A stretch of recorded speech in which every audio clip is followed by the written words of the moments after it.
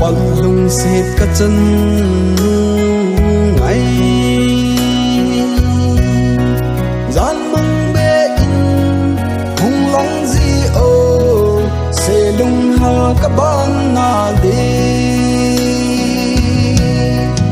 na ko ma thim tulal kanomin kan the di in lal ngam di lo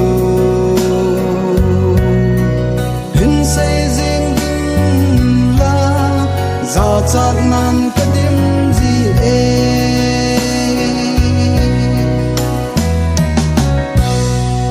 gan thei in ka hin ngai na asangi bo bu thiên lung si lang ai pu do in khuman a wa le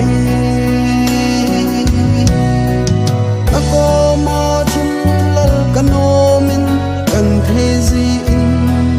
lal ngam zi lo hin say jing din la za cha nan ka dim zi e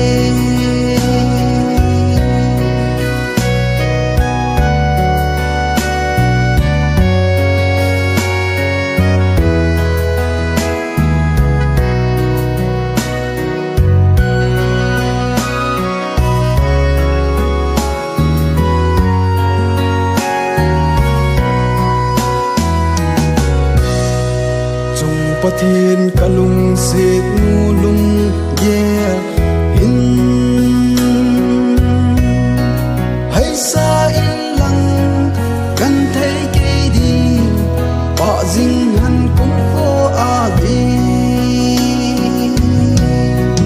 na ko ma thim thulal kanomin kan thei ji in lal ngam ji lo